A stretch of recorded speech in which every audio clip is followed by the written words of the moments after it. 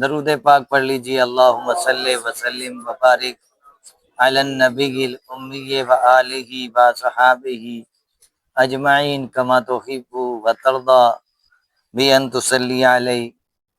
حضرت سیدنا ابراہیم خلیل اللہ علیہ الصلاۃ والسلام کی آزمائشوں کا ذکر چل رہا تھا کہ اللہ نے اپنے خلیل کو متعدد باتوں سے آزمایا اور وہ ان تمام آزمائشوں میں پورے اترے، تو پھر اللہ نے اپنے خلیل کو لوگوں کا امام بنا دیا، اور جب آدمی امتحانات میں کامیابی حاصل کر لیتا ہے تو اسے انعام سے بھی نوازا جاتا ہے۔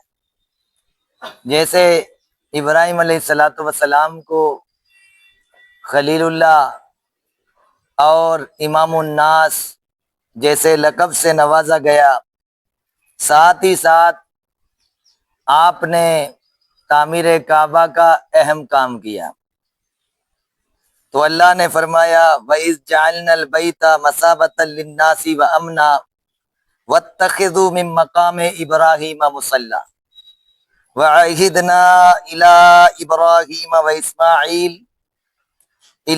إِبْرَاهِيمَ وَإِسْمَاعِيلَ أَن طَهِّرَ بَيْتِيَ لِلطَّائِفِينَ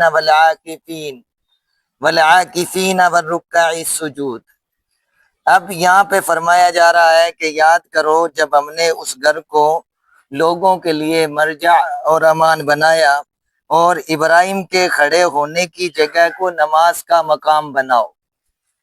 سیدنا ابراہیم علیہ السلام ایک مقام پر، ایک پتھر پر کھڑے ہو کر کے کعبے کی تعمیر کرواتے تھے، اور مسلسل کعبہ جب تعمیر ہو گیا تو رب نے کہا مانگ، کیا مانگتا ہے اجرت کے طور پر، تو حضور علیہ السلام کو مانگا۔ اب ذکر جمیل تاجدار ختم نبوت صلی اللہ علیہ وسلم کا آیا تو پتھر پر حضرت ابراہیم علیہ السلام کے قدموں نے نشان چھوڑ دیے، اور اسی جگہ کو مقام ابراہیم کہا جاتا ہے۔ وَاتَّخِذُوا مِن مَّقَامِ إِبْرَاهِيمَ مُصَلًّى وَعِيدْنَا، اور ہم نے تاکید فرمائی ابراہیم اور اسماعیل علیہ السلام کو کہ میرا گھر طواف والوں کے لیے، اعتکاف والوں کے لیے اور رکوع سجدہ کرنے والوں کے لیے خوب خوب صاف کرو۔ وَإِذْ قَالَ إِبْرَاهِيمُ رَبِّ اجْعَلْ هَٰذَا بَلَدًا آمِنًا وَارْزُقْ أَهْلَهُ مِنَ الثَّمَرَاتِ مَنْ آمَنَ مِنْهُمْ بِاللَّهِ وَالْيَوْمِ الْآخِرِ۔ اب بے آب و گیا بیابان میں چھوڑ کر کے گئے تھے، یہ بھی ایک امتحان تھا کہ اپنے بیٹے اور اپنی بیوی کو مکے کی وادی میں چھوڑ کر کے آؤ۔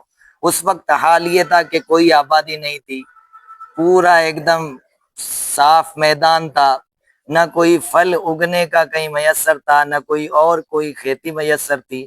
اس وقت میں سیدنا ابراہیم علیہ السلام نے یہ دعا کی تھی۔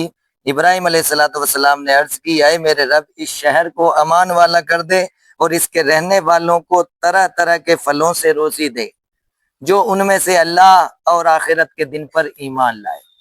ابراہیم علیہ السلام نے ہر طرح کی روزی، ہر طرح کا آرام مہیا کرنے کے لیے اور امان والا شہر بنانے کے لیے دعا کی تھی ان لوگوں کے لیے جو اللہ اور آخرت کے دن پر ایمان لایا۔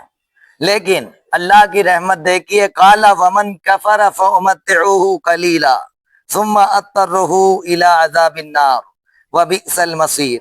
فرمایا جو کافر ہوا تو تھوڑا نفع حاصل کرنے کو اسے بھی دوں گا، پھر اسے عذاب دوزخ کی طرف مجبور کر دوں گا، اور وہ بہت بری جگہ ہے پلٹنے کی۔ اب پھر آگے ابراہیم علیہ السلام نے کعبے کی تعمیر کی، اس کا ذکر فرمایا وَإِذْ يَرْفَعُ إِبْرَاهِيمُ الْقَوَاعِدَ مِنَ الْبَيْتِ وَإِسْمَاعِيلُ ربنا تقبل منا انک انت السمیع العلیم۔ اور جب ابراہیم علیہ الصلوۃ والسلام اور اسماعیل علیہ الصلوۃ والسلام یہ کہتے ہوئے گھر کی بنیادیں اٹھاتے تھے، اے ہمارے رب ہم سے قبول فرما، بے شک تو ہی سنتا جانتا ہے۔